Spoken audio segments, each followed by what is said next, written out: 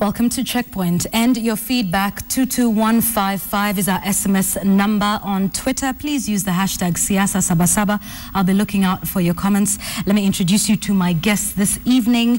We'll start with who would like to call the visitor to Checkpoint. Thank you for making the time. Patrick Ngatia, who's Director of Liaison, Office of the Senior Advisor Political Affairs at State House. We thank you for your time. We also have Edwin Sifuna, who's a regular with us now, Advocate of the High Court. Let's get into it very quickly. Endgame Saba. Everyone's asking what happens on the 8th, on Tuesday morning. What is supposed to happen tomorrow? What happens when we wake up on Tuesday morning, Edwin? Well, life continues on Tuesday morning, Yvonne. After the rally, people go home. From the understanding that I have gotten from the court leaders, just hearing them speak, is that Kenyans will pass certain resolutions on how they think the problems that are facing the country are to be addressed, and they will give their input on how they move those issues forward from tomorrow. So input into that, and it's a normal day, so why all the hype around it? What are those resolutions and what does that lead to? Well, it leads to action being taken on some of those issues. Even, for instance, the attack that happened today, I am sure the people down there now understand that they can no longer rely on the government to provide security for them. And sitting at home, I'm sure they are talking of ways in which they can better protect themselves as citizens, because these attacks keep happening and we keep talking and saying we're in control, but nothing is happening. So I expect that tomorrow Kenyans are going to voice their solutions as they see them to some of the problems that have been identified that have become quite critical. Okay, we'll get into some of those in just a moment. Patrick, what are your views on what's happening tomorrow? Because I think there's quite a bit of anxiety surrounding that. And more specifically, middle ground was present. The IPPC, which was put together by Mutava Musimi and his team. Both CORD and Jubilee rejected that. Patrick, why? Why did Jubilee reject it? I think the IPPC was not an initiative of either Jubilee or CORD. It was an initiative of some members of parliament who thought that they need to contribute to the current situation and be part of the story that is developing. But in terms of what we expect tomorrow and the days that will follow, I can tell you from where I sit, I agree with my friend Sifuna that we expect life will continue. The event of tomorrow is in Nairobi at Uhuru Park. It's not a national event. The biggest catchment of the people who will attend there, I believe, is going to come from Nairobi. We are in a devolved system of government. We have 47 counties. So if you ask what happens after tomorrow, I will tell you life will continue. IPPC, though, was supposed to be that middle ground. Like you rightly put it, it was not an initiative of either CORD or Jubilee, but just some well-meaning members of parliament. Why did Jubilee not agree to this as a way to forestall perhaps the rally tomorrow? First of all, as Jubilee, we do not believe that that CORD wants dialogue. What does CORD want? We don't know. They will tell us tomorrow. We are waiting to hear anxiously. Dialogue happens when there is a crisis or when there is war. And as a country, we have been down that path before. You remember in 2008, after the disputed presidential election, there was violence. And therefore, there was a crisis. And that is the time when we needed dialogue. And indeed, it happened. And these people who are saying they want dialogue, they were part of that process. So you don't believe there's a crisis in the country now? There is no crisis. People are trying to create a crisis. Edwin, no crisis? The only issues we are having is we have insecurity right now. But insecurity has been there, and it has heightened. And for some reason, it is coinciding with this call for dialogue. And that is why people think there's a bit of politics in the insecurity that is happening. But as government, we will deal with it. Well, Yvonne, for one to say that there is no crisis is actually to bury their heads in the sand, because as of last count, I believe we are almost doing the number of people who have died from the incidents of insecurity as of today. I think we have surpassed even the number of people who died during the post-election violence. Is that a fact? It is a fact. Do your math and just get the numbers from the time we had Westgate, even before Westgate, to today. We are almost reaching the 1,000+ people who were actually killed during the post-election violence. And for one to say there is no crisis, surely, even after what has happened today, we have seen more than 80 attacks from the day that we had the Westgate attack. So I think the question for this government is they should just give us a figure Let us just sit back at home until we hit that figure. If it's 50,000 people dead before we can do anything about it, then we just sit back and wait until we get to 50,000. Then we can say, okay, as government, we have hit the figure. Now do you admit there's a crisis? Let's do something about it. Some of the issues that court is raising, Patrick, including that of insecurity. They've also talked about inflation going up, I think, to about 7% as opposed to what it was in the preceding 12 months. The high cost of living, the IEBC is one that they've raised, which is another hot button issue. What is the government's plan in terms of taking a look at these issues? Because according to court, these issues are not being adequately addressed, including issues like corruption. First of all, again, why I think there's a lot of politics surrounding this matter. And I'm not saying there is no crisis. Perhaps it's the English. I say there's a problem of insecurity, and the government is dealing with it. And that problem has not occurred yesterday or the day before or last week. The people who are killing citizens at the coast appear to be well trained and well armed. So that means that is possibly something that was happening even before this government came into power. However, this government is now in power. And we are dealing with a deep-rooted issue. Okay, allow me to interrupt though, because you said the government is dealing with it. Yes. When Peketoni first happened, we had Cabinet Secretary Olelenku going there to conduct the operation. The night he was there, a second attack took place in a place that we would assume there's heightened security operation. This attack again happened. It doesn't seem like there's a lot of control going on. A number of attacks since Westgate being one of the biggest attacks we've seen, I think, since 1998. Would it be fair for some to say they're a little worried about how you're handling it or not handling it? It is fair for people to be worried and to be concerned about the way it has been handled. But what I'm saying is that this appears now, when we do the dissection, to be a deep-rooted issue, that is not something that happened in the recent past. It is something that has been happening. Preparations have been going on, people have been training, acquiring weapons, and now they're just executing. But so we are not saying that we are going to wait for any period of time to act. The action is going on. Well, and I'm not allowed to, talk about what the government is doing, but something is being done. We are not sitting back. I think for me, honestly, the actions that we've seen or the events speak for themselves. It is one thing for you to come and say we're in control, but the very same place you are speaking from, there is actually an attack next door. And for the government to say that they are doing this and we continue to see people losing their lives, I think it is being disingenuous. I have come to accept that governments the world over, they have a very low opinion of the collective IQ of the people that they govern, so that you will be told things that do not make sense even in the face of facts, but somebody insists that they are doing their job. And this issue of always looking back and saying these problems have been there or they have been ongoing. By the time somebody elects a different government to take over, we probably know the problems that we've had with the current government that we want to replace, that we are tired with double speak, that we are tired with the inaction. And that is why we're giving this mandate to somebody else to actually do something about this particular problem. Okay. Yes. And let's just then talk about Saba, which is hopefully supposed to address these issues according to court. Again, calling it a consultative rally. Yes. We don't see much consultation happening. It's the leaders standing at the podium and addressing the crowd. At what point are they getting feedback from the people to which we will see a resolution that will happen tomorrow? How consultative are these rallies? I think I have raised this point with you again before, because the problem is that our media today would want to focus more on what the leadership said and the statements that are coming out from the leaders themselves. But the truth of the matter is that wananchi are being given opportunities during these particular consultative meetings to actually say what it is that they want to see happen in issues that concern them, on matters of the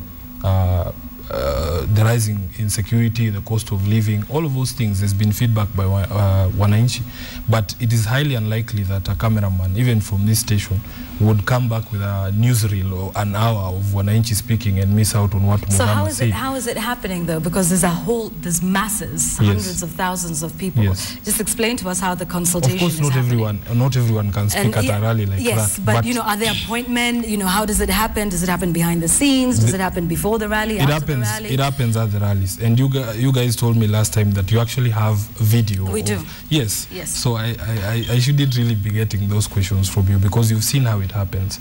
It is a random selection in the crowd, and people are asked to give their opinions on the things that... Can't they do this through their members of parliament?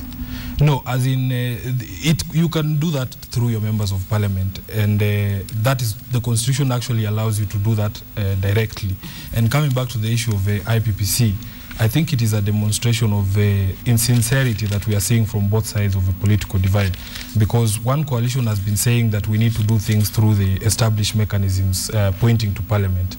Yet when there's a parliamentary initiative like the one that the Honorable Mutava Musimi put together, which court also rejected. Yes, but what was surprising was that it is okay for court to reject because they've already said that this is not a mechanism they believe in it. But it is not okay the guys, for Jubilee yes, to the guys that are saying that this is where the forum, this is the forum that these issues should be addressed in, they were the first to come out and say that if this issue is about dialogue, the baby will not come out of the delivery room. What would be so wrong, Patrick, with sitting down with court?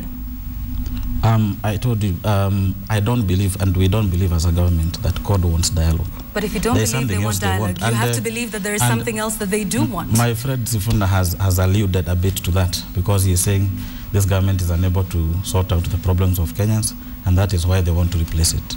I think that is a hint. I never said that.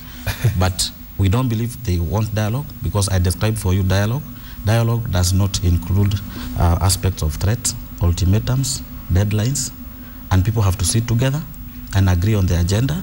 There has to be a mediator, a neutral person. And I said we have been through that path in the past, in 2008. And at that time, the PNU side of government had a team, the ODM side had a team. There was a mediator called Kofi Annan. If you remember, there was another mediator who had been suggested by ODM called Ramaphosa from South Africa. PNU rejected that mediator because they said he's afraid of the former prime minister, and therefore he will be biased. So the conditions for dialogue are known.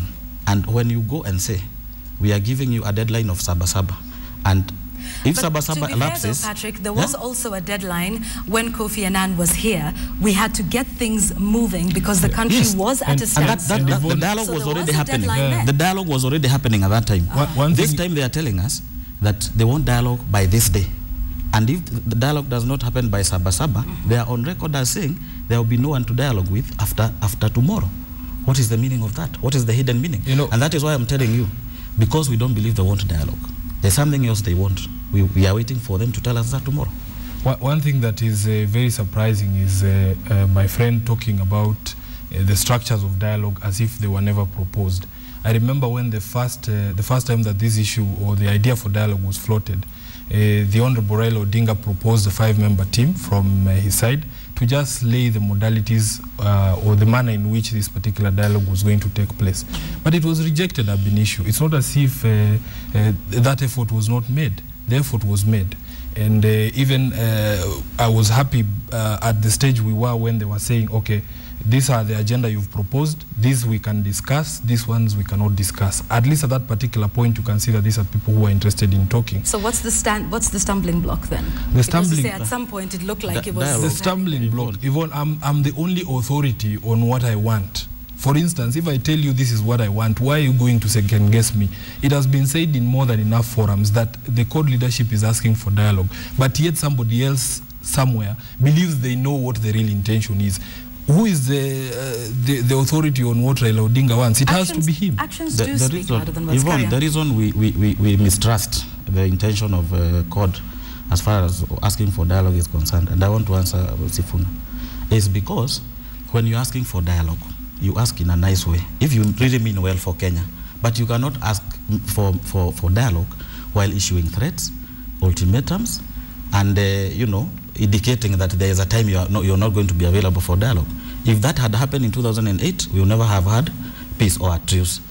So until they agree that there can be no deadlines, there can be no ultimatums, there cannot be threats in the process of coming up with dialogue, then we'll continue to suspect that there's something else they want. And they seem to be in a hurry to do that. They're talking about addressing the problems Kenyans are facing. Why do we have to wait for Saba to address those problems? Most of these people, the leaders of CORD, have been presidential aspirants.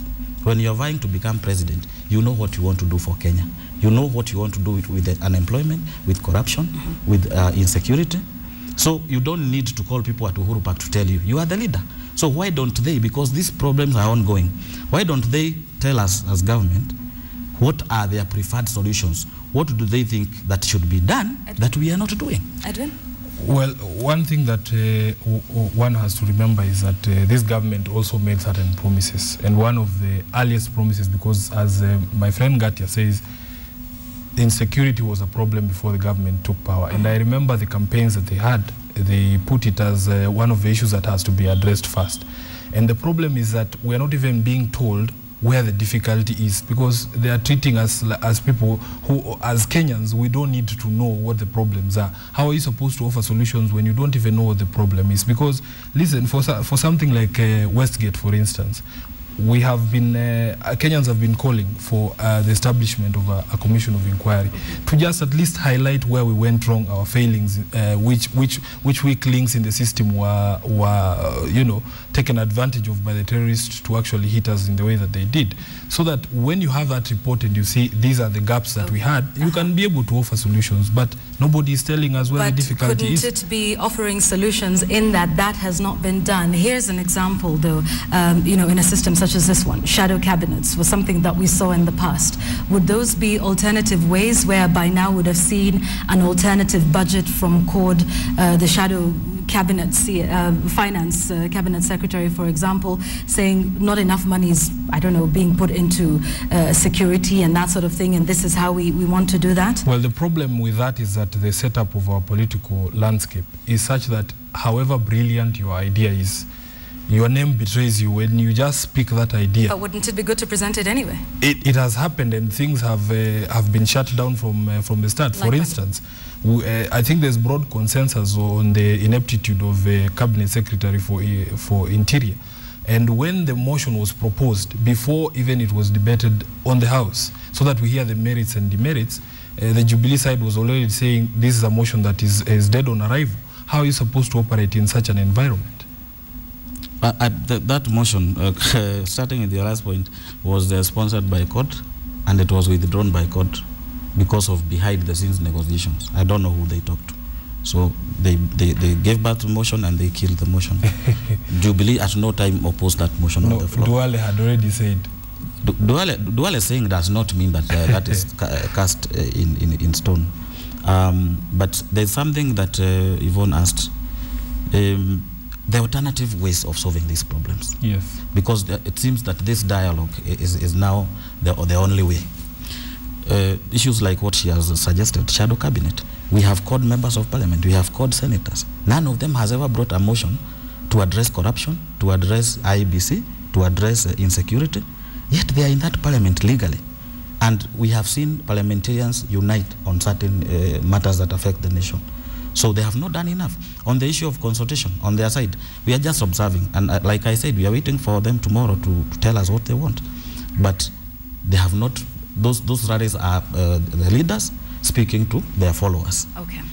Let's get into... They have not even attempted to create platforms, even on social media, even suggestion boxes, or even ways that wananchi can suggest what they want. The discussion, that is where the discussion is there, it really is robust. But it is, yes. I mean, there are people who support, but there's no platform. There's no platform that has been started on social media by CORD for people to give in views. People are just talking to each other, the way we always do, even about football, which is giving views, other issues. Is it not, Patrick? Yeah, I don't understand what he means robust, by... but it is not CORD-driven. It is driven by Kenyans. I don't understand what he means by no platform. I don't know if he wants us to create a page or what. Yes, because this calls for national dialogue were actually started by Kenyans on Twitter when Raila Odinga was coming back and the campaign of Baba while you are away. It was not started by Raila Odinga.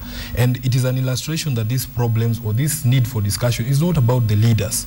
It is not about him. It is about Kenyans who are falling victim to issues of insecurity on a daily basis. Okay, let's talk about the dialogue itself. And I guess maybe in all the rhetoric it gets lost in translation. What would the national dialogue consist of?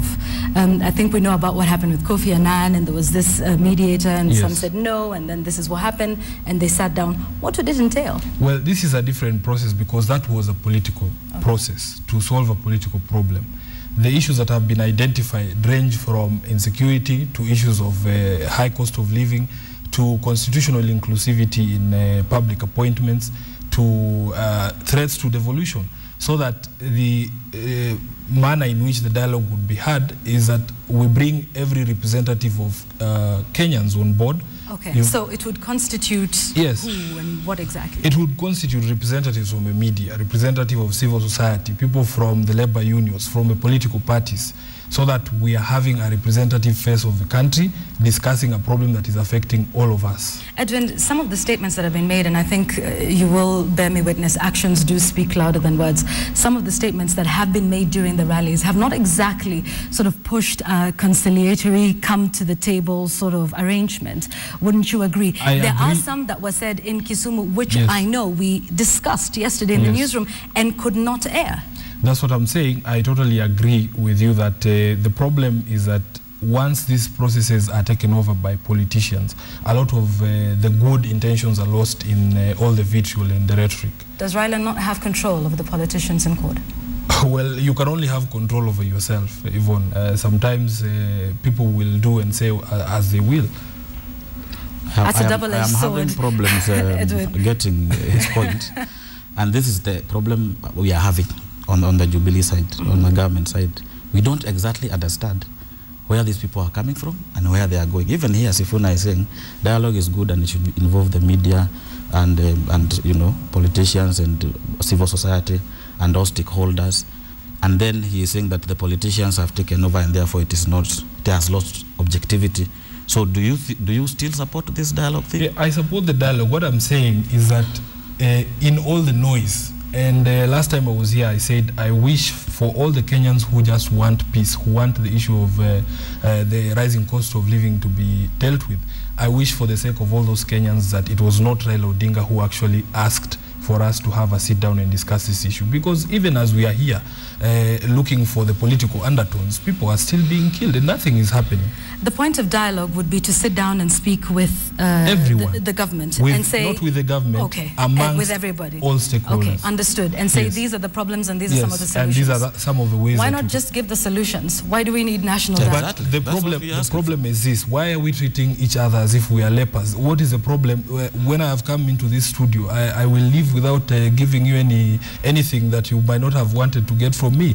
You are my fellow countryman, surely. What is the problem with sitting down? Why do you want to deal with me on a level where I am just emailing you the things that I think are solutions and you will read and write me back? This is something that the same thing could happen with the national dialogue. You might sit down with President Uhuru Kenyatta and say, these are the solutions. Yes. He might not necessarily be bound to take any solutions. Precisely, but we have gone through the process as a country and we know that we have given our contributions to what we think are the solutions to the problems. If he can actually choose not to listen. So why not just give them at the rallies then? The issue of Kenyans treating others as some Kenyans, treating others as lepers, I think belongs to CORD. Because CORD is a group that is going around the country threatening other Kenyans, giving ultimatums and saying we the people, as if those who are not supporting the Saba issue are not people, are not Kenyans. They are the ones who are talking at other Kenyans, and they are the ones who are spreading panic and fear. So in terms of people who want to listen and who are willing to talk to each other, I think as government we have been there. The president is on record as saying, you, the leaders, don't they know these things? When they were vying for the position of president, exactly what was their plan? I'm sorry to cut you off, Patrick. Yes, we do need to wind up our conversation. So I'd like your final thoughts, and then we'll come to you, Edwin. My final thought is that we hope that tomorrow and the days that follow, these people will conduct themselves in a constitutional manner according to the law. And they need to know that the so-called people, the ones mentioned in the Constitution, is all Kenyans. And the Constitution belongs to all of us, both those who are jubilated and those who are coded. It belongs to all of us. So there cannot be people working against other people. We are all one people, and that is what they need to understand. And if they want dialogue, let them respect the tenets of dialogue. And it does not include deadlines, threats, and if incitement. If they dropped those threats and deadlines, would you sit down with them? We are the ones who must decide whether we will sit down with them. Because if we don't see the need to sit down with them, then we continue governing. There are also Kenyans who you govern. We are a legitimately elected government. We are governing. If someone sees something we are not doing that we need to do, can they tell us? They don't have to call us to Uhuru Park. Okay. Edwin? Well, nobody has called the government to Uhuru Park, as far as I know. This is a meeting of people who are inclined, who share with the idea that we as a country can do something about it. And I agree totally with my friend that Kenyans when we say Kenyans, it does not mean people who are coded only. And the issues that we are talking about do not affect code people only. When you talk about insecurity, when you talk about high cost of living, when you talk about constitutional inclusivity, those are issues that permeate the entire society and affect every Kenyan, wherever on whatever your political creed is. And all that I can say is that every indication has been that the code rallies have been peaceful. We have not had any incidents in the previous ones. And the only fear-mongering that we are getting is actually coming from the government side. As they say, you love your country, but you fear your government. And we can see that it is coming true in this particular incident. All right, thank you, gentlemen. Indeed, we all want to see what will happen on the 8th of July. I think that's the question. What happens after Saba Saba? But thank you both for coming in and for being part of our discussion. Keep your comments coming in. The hashtag is Siasa Saba Saba on Twitter. Our SMS line is also open. It is 22155. Keep your comments coming in. That's been Checkpoint. Taking a short break. We'll be right back with Mock the Week. At least something to sort of lighten up the heavy mood in the country at the moment. Keep it here.